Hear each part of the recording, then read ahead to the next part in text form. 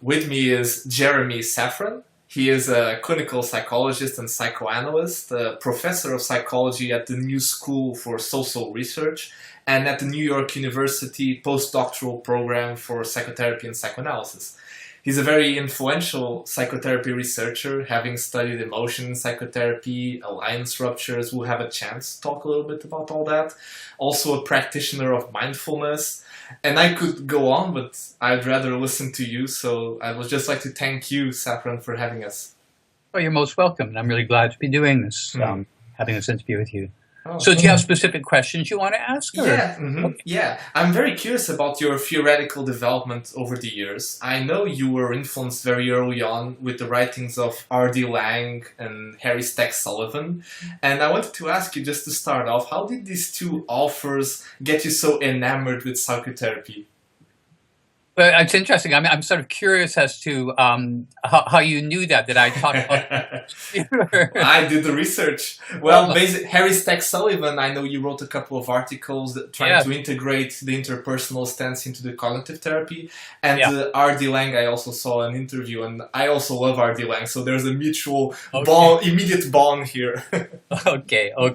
Well, so I think I read 𝗔𝗹𝗲𝗅 before I had read Sullivan. I probably read Lang when I was early on as an undergraduate, I suppose, and I was very, very taken by his writing and interested in what he was doing, exciting by what he was doing. And I cannot actually remember whether or not he explicitly mentions Sullivan or not, but the connection was pretty clear in terms of, his work with schizophrenia and his, it was clearly a very sort of interpersonal in addition to being an existential perspective. So I think it was through Lang's writings that I sort of became interested in a number of different, sort of authors and areas. So one branch was I became interested in, sort of Gregory Bateson and all the work that came out of the, sort of the group that Bateson was working with Jay Haley and so on and so forth. And the other direction was 𝗵cie𝘀𝘀𝘁𝗁, who I started reading also as an undergraduate, and was very, very much taken with his work. Yeah, and this is interesting because you have a background, a very rich background. You come from cognitive therapy in a sense. I know it was by accident. I'd like us to tell you a little bit about that. You also helped develop emotion-focused therapy with Leslie Greenberg, and now you're a respected psychoanalyst. So how did these ideas integrate for you over the time? Can you tell us the story of how this progressed for you, the theoretical development? Sure. I think the cognitive therapy piece is more of a kind of accident. I was not particularly interested in, this was even before cognitive therapy had really taken off. And so I was not particularly interested in behavior therapy and was, pretty dismissive or critical of it. I happened to be accepted into a program that was behaviorally oriented and, beginning to sort of become interested in cognitive therapy, and had not applied to a lot of universities. I was, as an undergraduate, I sort of, I didn't work very hard. I didn't really think much about my future. I did a lot of reading on the side, which wasn't necessarily related to my coursework. So it was one of the two universities I got accepted to, happened to be behaviorally oriented. So I started there. And, sort of during that period, I suppose, I became sort of involved, it became clear to me that within cognitive therapy, behavior therapy, cognitive therapy was just developing. So I thought, well, perhaps if I learn about cognitive psychology, et cetera, I can sort of help develop this area. But, my interest in Sullivan and more existential approaches continued. I think my interest in Buddhism probably started as an undergraduate as well. So simultaneously, I was sort of reading a lot of Buddhism at that time, in particular Zen Buddhism, and I had started to meditate in a local zendo. what I was saying about psychoanalysis was that the dominant psychoanalysis in North America at the time was American ego psychology. Yeah. And it was a pretty, for somebody who wasn't, sort of schooled in that tradition, it was pretty sort of esoteric. And I grew up in Canada, and there was not a lot of psychoanalysis. And so I had not read that much, and I was somewhat critical of my sort of understanding of, what American ego psychology was. Until you discovered relational psychoanalysis. So what happened was that, yes, the relational psychology began developing, I suppose, sort of parallel with my sort of continuing to develop my thinking about, I guess, interpersonal approaches. So I think in 1983, when J. Greenberg and Stephen Mitchell published a book, Object Relations in Psychoanalysis, I read that book and I thought, oh, so now I have some understanding. It was a very well-written book, and I sort of felt it really provided a good framework for understanding what the psychoanalytic tradition was all about, and then, continued to read more within the psychoanalytic tradition. In terms of the emotion-focused part, it so happens that I was a graduate student at a university in Vancouver, University of British Columbia, and Les Greenberg had started, I think my second year there, he started up in another department. He was in the counseling department. And somebody who knew him introduced me to him, and I sat in on a course that he was teaching. And I thought, well, here's somebody who really, sort of, a lot of the people who were training within our program, I thought they didn't really have a lot of experience as clinicians. They were kind of behaviorally oriented. Many of them didn't have practices. And I thought, well, Les, knows something about psychotherapy. So we began, I think, early on, kind of collaborating on writing projects together. And I think at that time, he had some hope. He was trying to develop his ideas, and he thought, well, here is this student from psychology. He knows something about cognitive psychology, and he's in the cognitive therapy tradition, and he thought, that I'd be a good person to work with. So we sort of collaborated and, became friends. We never formally did any research together, but I think a lot of the early work on emotion-focused therapy, it came out of some papers that we were writing, and then ultimately a book that we wrote together. Yeah. And I actually, I sat in on a couple of Gestalt therapy training groups that he was running, and then subsequently got more training in Gestalt therapy in Toronto when I moved there. So my collaboration with Lev was very formative, both in terms of my thinking about emotion, but also his approach to research. Even though I didn't do research with him, it influenced the way I ended up doing research. The more process-oriented research. Exactly. So how did this all come together? I think it just all sort of, the bottom line is, I think I've never, sort of believed that there was only one theoretical tradition. I've sort of followed my interests is the bottom line, and have felt that all of these traditions have something worthwhile to offer. And in terms of the whole relational tradition, when it began to take off, it became very clear to me that, a lot of developments there were very, sort of compatible with the sorts of things I was interested in. I had moved to New York shortly. In 1990, I moved to New York. And I think in 1993 or 1994, I decided to go through psychoanalytic training. Okay. So I went through psychoanalytic training at the New York postdoctoral program in psychotherapy and psychoanalysis, which is sort of the kind of like the home of relational psychoanalysis. So I, learned, was supervised, and was in analysis with a number of people who, had played a prominent role in terms of the development of the relational tradition, and some of them became good friends and important influences on me. So one of them, for example, Louis Ehrer, and he and I have, stayed very good friends, and he and myself and Adrian Harris have a center that we run here at the New School called the Ferenczi Center.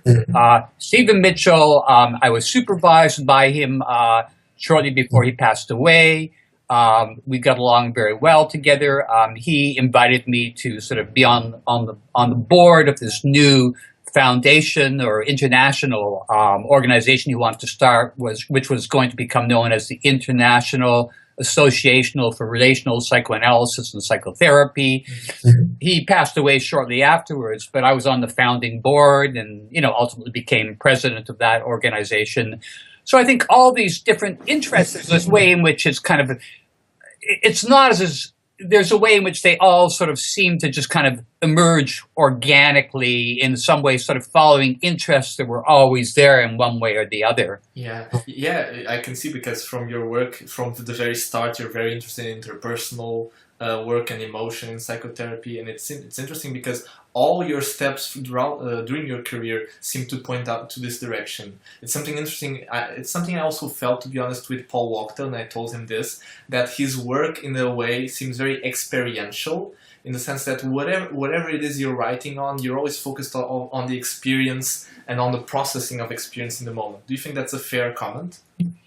Yeah, I think there are similarities and differences between Paul and I. I mean, Paul trained initially psychoanalytically, then he became interested in behavior therapy, and I think his writing has always been perhaps more experience-near than the writing of some psychoanalysts. Over time, he may have been influenced by the experiential tradition as well, primarily through 𝗵cie, but I don't think that was, and through his exposure to Les Greenberg, myself, and other people. But I think the experiential aspects of his work were not the kind of like defining elements of it initially. The defining elements of it had to do, I suppose, with the integration of psychoanalysis and behavior therapy. And so I think there's a way in which the experiential part of it, sort of came out of that. Yeah. Although I think he would argue that the experiential side, the way he saw behavior was very experiential. But I'm interested in one particular thing in your career that I find very curious, which is, even when you wrote about cognitive therapy, which was, as you said, kind of an accident that you were in, the two focuses that you wrote about, the interpersonal, you wrote a book also about this interpersonal processes in cognitive therapy and emotion. Yeah. These are still things that cognitive therapy as a whole is criticized for having not had enough. Even to this day, I was talking today to Robert Levy, and he's an important cognitive therapist, and he's now talking about validation and the importance of emotion. But you were writing about this in the 80s, the interpersonal processes in cognitive therapy. Do you have a take on the progression of cognitive therapy as a whole? Yeah, I think both of those areas, both emotion and the interpersonal aspects of it, I don't think they've been thoroughly assimilated into cognitive therapy tradition yet. I think Bob Leahy would be an example of somebody who, sort of started writing about these things later on, and, he sort of, introduces some ideas, perhaps from emotion theory and more of a sort of psychoanalytic and relational perspective. There are others as well, but I think mainstream American cognitive therapy has really sort of stayed pretty Beckian, I think. And I think there was the whole constructivist movement that was started by Michael Mahoney and Vittorio Guidano. I think that had some impact for a while upon the cognitive therapy tradition, and might have had more of an impact.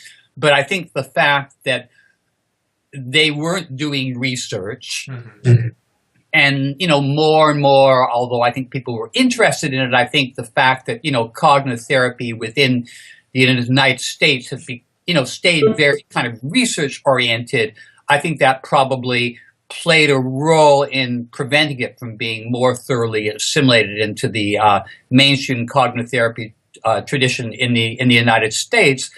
That may still change over time. Let's hope. I'd assume by now that it would be more thoroughly assimilated. And I suppose the issue is that I don't write primarily for a cognitive therapy audience anymore. So I will still get asked to write things, for an edited book written by a cognitive therapist. So in that context, I'll write something. But since that's not my main audience, I think that's sort of my writing doesn't have the impact on the cognitive therapy tradition that it may have had at the very beginning. Yeah, you think your main audience is psychoanalytic? No, I don't think so. Actually, I think probably my main audience is probably, I also sort of write purely psychoanalytic things, and there's some interest in the psychoanalytic world for that aspect of my writing. I think there are some cognitive therapists within the United States who are familiar with my writing or become exposed to it and are kind of interested. I think that, within Europe, I think there was always sort of more of an interest in my approach to cognitive therapy than there was within the United States. So probably my major audience would be a kind of sort of a mixture, some researchers, some cognitive therapists, some who are more integrative, some psychoanalysts. Certainly, the emotion-focused people are familiar with my work and the interpersonal aspects of it. So, yeah, it's a mixture. Yeah, and because also your work is very trans-theoretical when you talk about meta-communication, when you talk about alliance ruptures. I would still like to ask you a little bit about that. But sure. Before jumping that, I just have one short question, because I think maybe you're the perfect person to ask this. It has become somewhat popular in recent decades to discredit psychoanalysis as pseudoscientific, basically. And, you're a psychoanalyst yourself and a very influential psychotherapy researcher. So I'd be curious to know your take on this issue, on this attack on the scientific validity of psychoanalysis. Well, it's complicated. Clearly, psychoanalysis does not have a long history and tradition of being interested in systematic empirical research. It's always had a very ambivalent relationship with it. Freud himself, saw himself as a scientist, but didn't believe in the in systematic empirical research. He thought that the therapeutic situation was kind of a sort of single case observation kind of approach.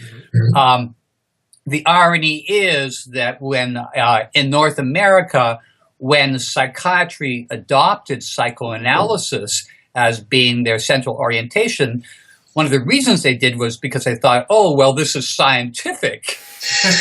Freud was presenting it as a science. So, I think certainly there have, over the years, the last 20 or 30 years, a number of studies have been conducted on, the effectiveness of, sort of short-term psychoanalytic approach, and even, especially within Europe, some research on long-term psychoanalysis. There are some psychoanalytic constructs which have been tested empirically. But the bottom line is that there is not as much, first of all, the whole field of psychoanalysis is so broad and diverse, and, there are some constructs which lend themselves well to empirical investigation and others that don't. Certainly, if you want to evaluate the effectiveness of short-term psychodynamic therapy, that's feasible, and people have done that. And, there is evidence for the effectiveness of short-term psychoanalysis that people outside of the psychoanalytic world will either ignore or, sort of critique in one way or another. So I think the bottom line is that, clearly to say psychoanalysis as a whole is not scientific is just, doesn't make any sense. I mean, it's a very broad theoretical approach and worldview consisting of a number of different theories, with each theory having some propositions which are accessible and some which are not. But, there will never be the kind of resources to invest in empirically investigating psychoanalysis that would, that there would need to be in order for people to be satisfied that it is, sort of scientifically legitimate. I think at this point it's almost like, we would need a paradigm change, and the amount of research that could be done by itself would never be enough to do it. Yeah. Moving on a little to your own research now that we're talking about this, you, for the last maybe 25 years, have been studying alliance ruptures, and I'd like, for people who don't know so well what this is, if you could describe what that is first, and if you recall any particular personal situation where you found that this really is something worth investigating. Okay, so basically, alliance ruptures, I sort of like, can be defined either in a narrow way or a broad way. In a narrow way, it consists of a breakdown in the collaboration between the patient and the therapist, with the idea being that if you don't have that collaboration between them, then you're not able to fruitfully pursue any particular task in psychotherapy. I've always tended to define alliance ruptures more broadly, perhaps influenced in part by Sullivan's writings, my own clinical sensibility, as any kind of, Sullivan would talk about a deterioration in the communicative situation, so that, I think early on when I was, learning to do therapy as a graduate student, I had a sense that the most interesting moments were those moments when somehow there, things, I just didn't quite understand what was going on. It seemed like somehow my patient and I were not on the same page, right? And, probably part of that is a kind of sort of like a natural sort of sensitivity to whether or not the person who I'm speaking to, whether or not we're on the same page or not. So I think those factors led me to an interest in alliance ruptures. I think early on I started having the experience when I was doing therapy of those moments that were most interesting were those moments where things weren't working. Yeah. Where I didn't understand what was going on. So, then I would stop and talk with the patient what was going on and try to figure out what was going on.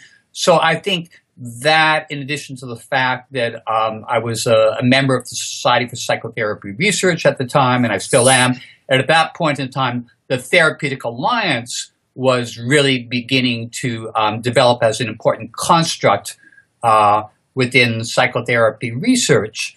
So I think the combination of those factors led me early on to think, at the beginning I was trying to do some process research on how people change in cognitive therapy. And I was finding that wasn't really going anywhere, in part because of the fact that, that traditional cognitive therapy is very much of a kind of psychoeducational model. So it's harder to sort of observe a process. But I think out of all that work, I started thinking, what's really interesting in the final analysis is whether or not there's an alliance or not, and what to do when there's not an alliance. So I think all those factors together led me to, to begin doing research on therapeutic alliance ruptures. Yeah, and can you elaborate on this idea that I've seen you also write about this, that attending to a rupture, to a problem in the relationship is not only inevitable in a sense, but also in itself therapeutic, in the sense that maybe the best parts, the most therapeutic parts of therapy is exactly the shift that goes on when you are repairing a rupture. Yeah. So I think here, in some ways, I think that's true. And in the early days, I was sort of right about why that's true, in sort of the cognitive interpersonal terms that I was sort of familiar with and developing at the time, I suppose.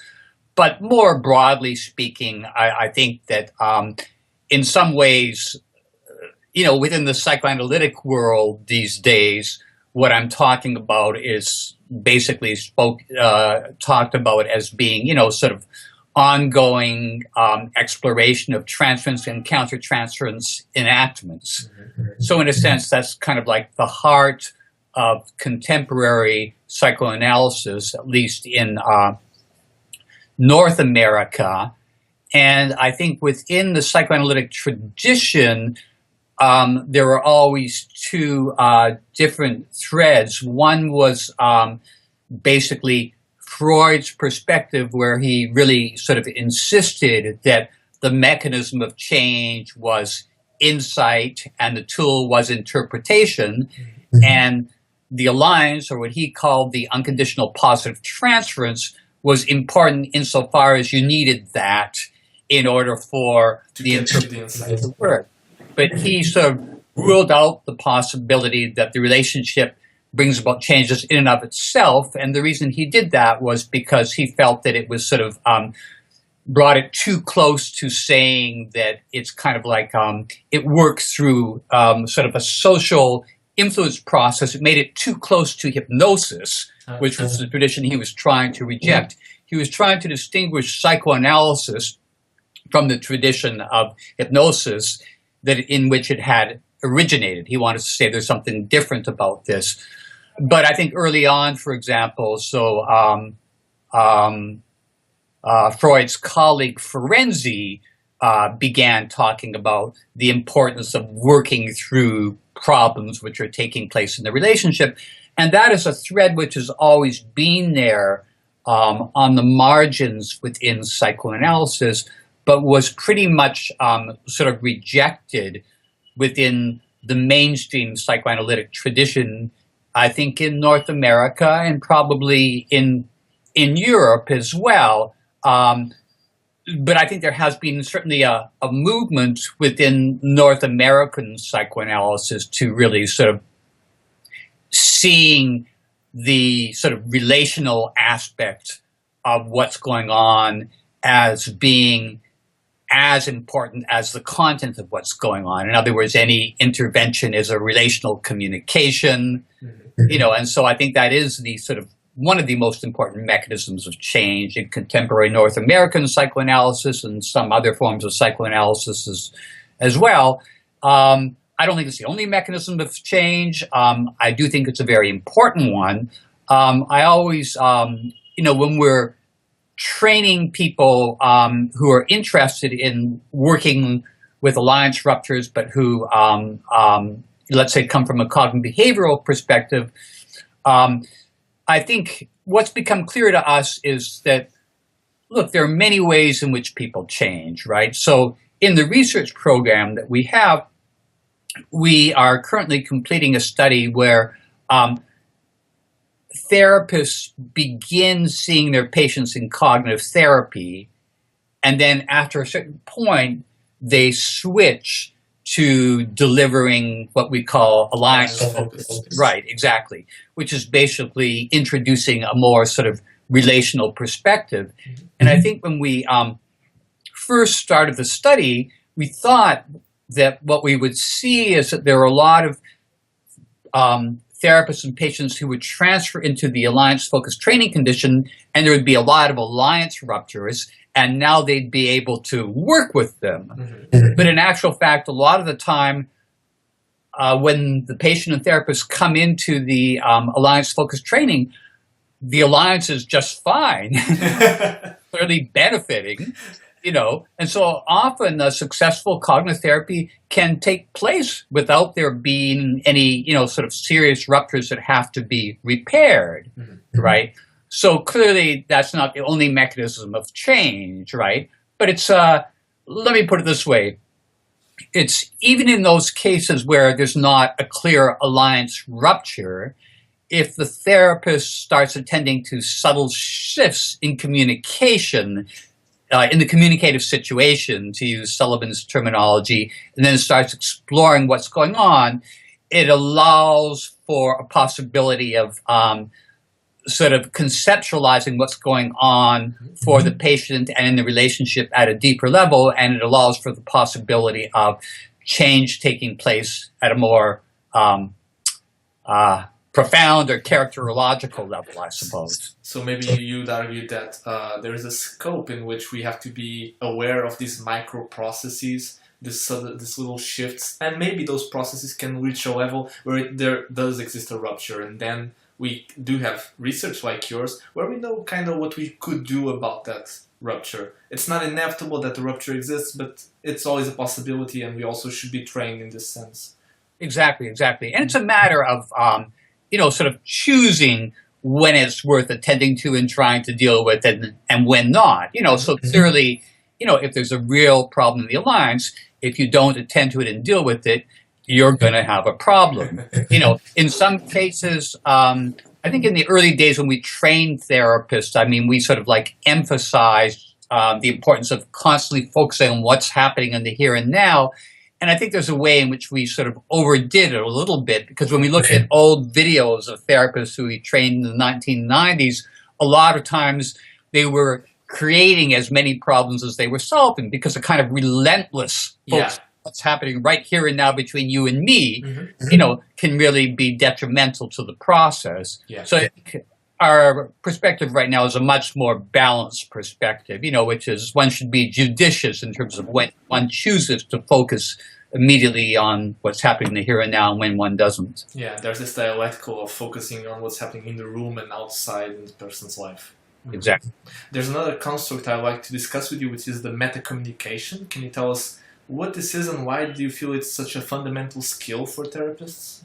Okay, so meta-communication was a term that I actually borrowed from 𝗔𝗯𝗍𝗂𝘁, who was, he passed away a few years ago, but he was, I don't know how well known his work is outside of certain circles, but he originally was part of Carl Rogers' research group, and then eventually left the group and became more interested in essentially the condition which Rogers was referring to as therapist genuineness, I suppose, and became interested in, so, well, what do you do?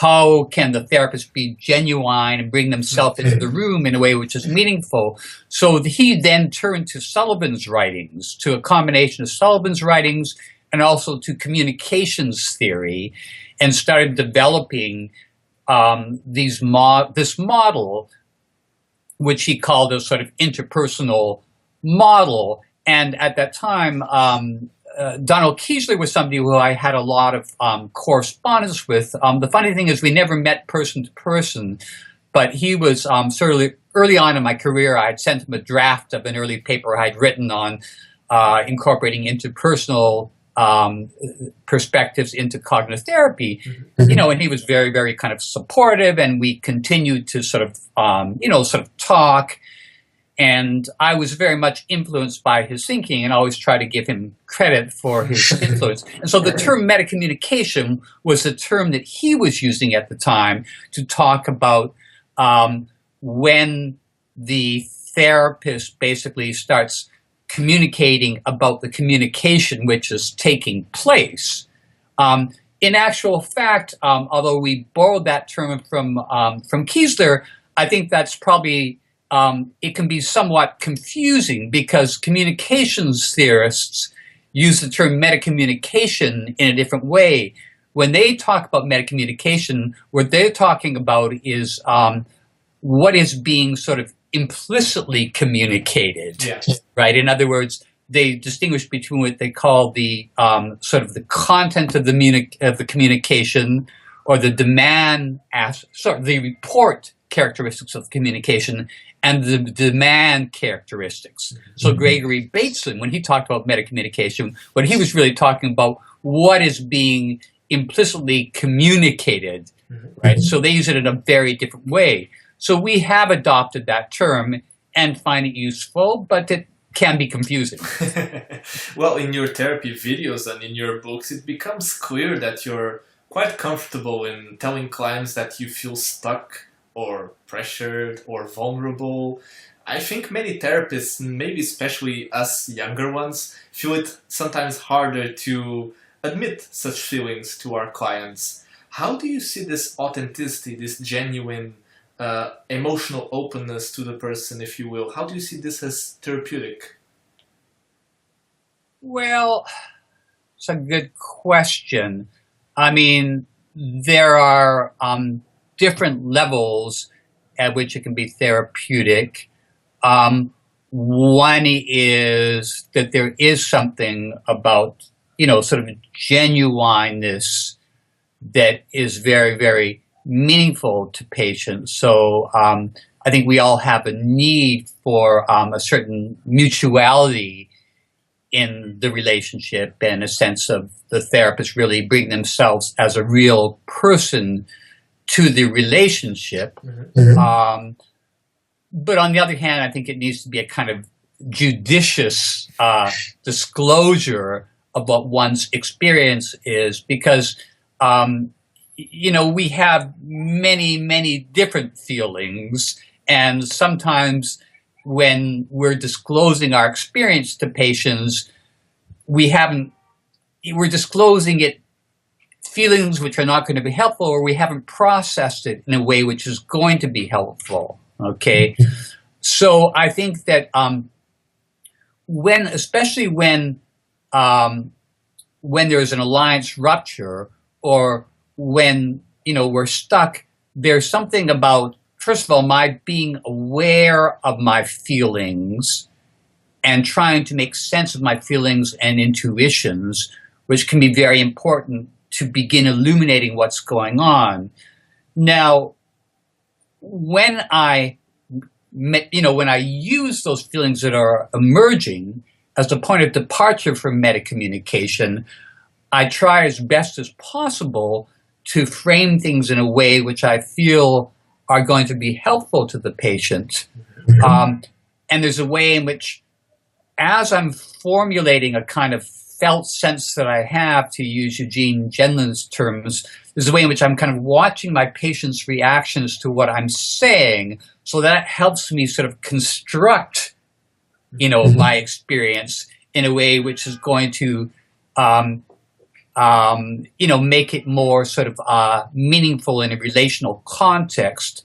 Having said that, I may still end up, because of the fact that I'm still kind of hooked or embedded in a rupture, and don't really sort of see the way in which my own disowned feelings are contributing towards things, I may sort of feel that I'm doing something helpful, but it's just another way of my continuing to be controlling or critical. Yeah. Mm-hmm. Right? So then probably the most important thing is not just beginning the process of trying to talk about what's happening in the here and now and trying to make sense of your intuitive experience, but also recognizing that that's the beginning of a process, and monitoring the patient's response to that and trying to understand their response to it is probably as critical or more critical than the first step.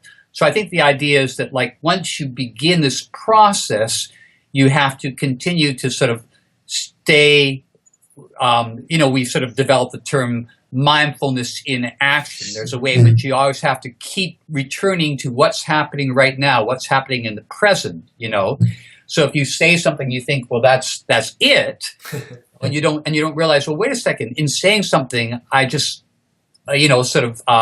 created another, or sort of like precipitated another step in this relational dance. Yeah. And so it's by this process of continually trying to attend to what's happening in the here and now, exploring the patient's experience, sometimes offering empathic conjectures as to what the patient is experiencing, sometimes recognizing how I'm contributing and acknowledging my own contribution, So I might say something like, as I think about it right now, I'm aware of the fact that, maybe I've been a little bit critical of you, and I'm wondering if I'm coming across critical, right? So if I can notice that I'm being critical and, sort of offer that perspective to the patient, that can sometimes help them begin to sort of experience what it's like as being the object of my criticism. So it's kind of an ongoing process. It makes total sense to me, yeah. One of the research topics in your research lab one of the stated objectives is to investigate the skills possessed by expert therapists. After studying and supervising a lot of people, what are your thoughts now on the major characteristics of what we could call master therapists? Well, that's a really good question. I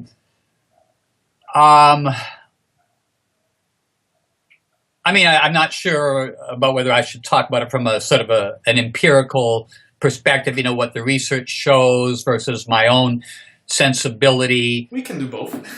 Okay. I mean, I think that, first of all, there are these people who do research on master's therapists using a peer nomination method, right? So 𝗔𝗹𝗲𝘅, for example, they'll have therapists nominate other therapists that they think are superb therapists, and then they interview these therapists and try to get a sense of what some of the similarities are. And then there is an approach which involves actually looking at if you have enough therapists seeing enough patients and outcome is being measured for all the patients, you'll find that there are some therapists who tend to have better batting averages than other therapists. The super shrinks. Exactly. And so then you can start looking at, well, what are some of the, things that therapist is doing. Yeah. Now, I think research in that area is just in its infancy because of the fact that it's, it has not been pursued actively enough. There's not the kind of funding for that kind of research. And also you need large samples. Yeah. Go ahead. Yeah, but I was thinking, tell me your feeling about this, Jeremy, because it feels to me, maybe it's a bias of mine, that the second one seems a lot more scientifically rigorous, instead of the peer nomination one. Yeah, I think there's something to, absolutely. I think there's something to actually sort of like watching a therapist who is really good, right? And actually sort of watching what they do and, sort of like learning from that process and trying to put it into words, which I think is very, very illuminating. And in some ways, I always think of years ago, this was when I lived in Vancouver, I remember that Les Greenberg and I, but we were still collaborating at the time, and there had been this workshop that Les had organized. He had spent a year in Berkeley doing a sabbatical with the people from the Mental Research Institute. So this was the institute which focuses on, paradoxical therapy, family therapy, and so on. And he brought a speaker up to present their work. And then Les and I ended up having dinner with that person and then another person who had sort of collaborated on the original book. Are you familiar with the book, The Pragmatics of Human Communication? Yeah. Okay, so I think 𝗔𝗹𝗲𝘅 was the first author, and there are a number of other authors, Don Jackson. So two of the people in the room there had been part of that initial group. And what they said was, we were asking, well, how did you come up with some of your ideas? And they said, well, there was this family therapist who was a psychiatrist named Don Jackson, and everybody just thought he was a great therapist, and he used to let us watch him behind a one-way mirror. We would kind of sit there and we'd watch him, and then we'd talk about what is he doing, And so there's something about having the experience of just like watching therapists who are really good and trying to put into words what they're doing, which is very, very helpful. And in that process, I think it's kind of like it's important to recognize that we don't come into it without theories. There's a way in which, whenever you're observing something, you have an ideas in advance. So I think to sort of say that, it's, for example, the way in which people approach qualitative research right now, some people will say, well, you try to put aside your theories, and you tell people what your theories are, then you put them aside, and you just look at what's going on, and you develop these categories. I think the approach which I favor, which is sort of consistent with the kind of task analytic approach developed by Les Greenberg and Laura Reitz, is that we do have theories, we have theories that we've developed on the basis of existing theory. When you speak to really skilled clinicians and you ask them what they're doing, if you watch a videotape and you ask them to put into words what they're doing, they have their own theories about what they're doing, right? And so there's a way in which you can kind of start with those theories, but then you actually look at real sessions and you say, okay, where is this theory right and where is it wrong? And I think 𝗔𝗹𝗲𝘅 these days talks about this as, forget the term he uses now, but it's a sort of like I think a sort of a theory development or elaboration through single case studies. That you take your theory and then you actually look at what's going on and you modify your theory. So I do believe that approach has the potential for being really illuminating and teaching us things that we don't already know. So, going back to these characteristics of the master therapist, what's your own feeling about, besides the empirical research, what do you think you've learned even from your supervision and research lab?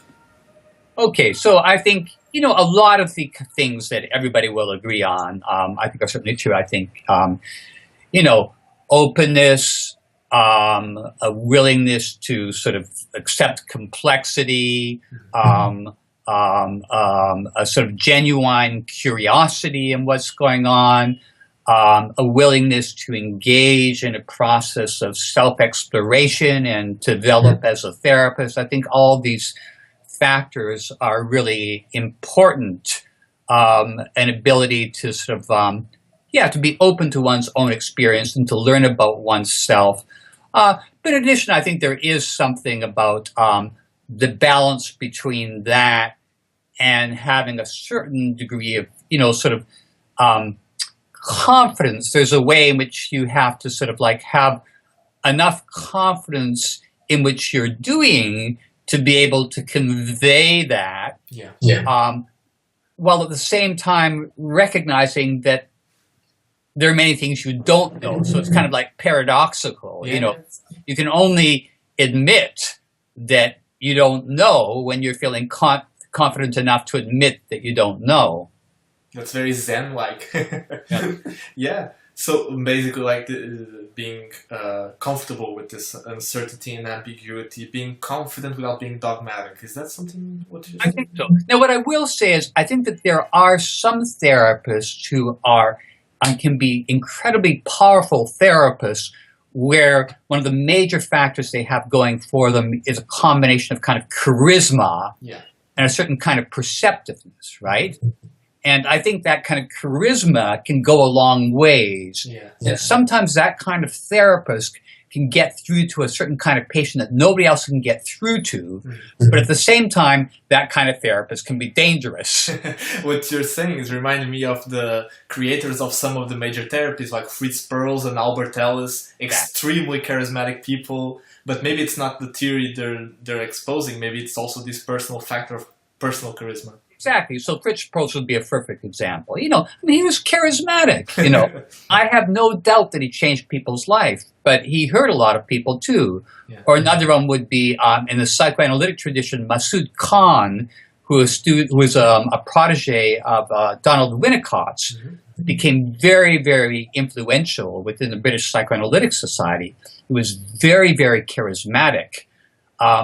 Eventually, they had to throw him out of the British Psychoanalytic Society because he was sleeping with a lot of his patients, and he became he started over time deteriorating, and his drinking became a serious problem.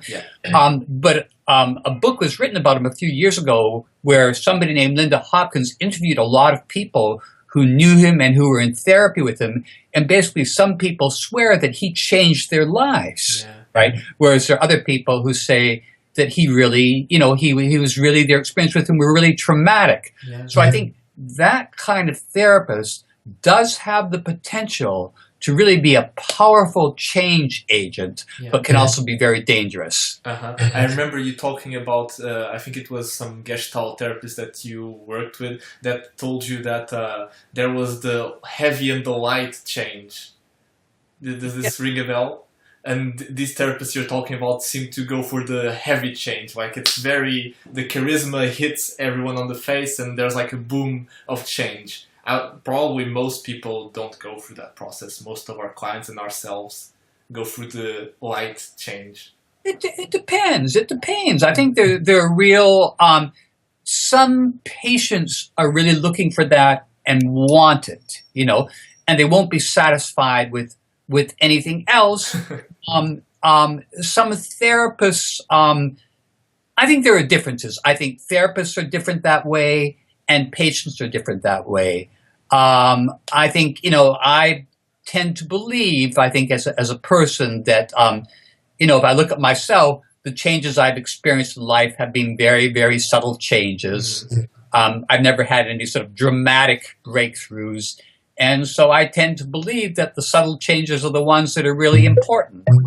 But there are some people who have had these profound experiences, you know, and they're that kind of person, and they go for those kind of profound experiences. And some patients are able to have those kind of profound experiences. But, you know, I think even when somebody has these profound experiences, you know, sort of going back to the, you know, Buddhist tradition or the Zen tradition, what I would say is that even in those traditions where they talk about enlightenment, you know, and having an experience of what's referred to as satori, a kind of mini enlightenment in Japanese Zen, there's a recognition that is, you shouldn't attach too much importance to that. It's kind of like, it's just a kind of an insight. It's an ongoing practice. I think that's the important thing.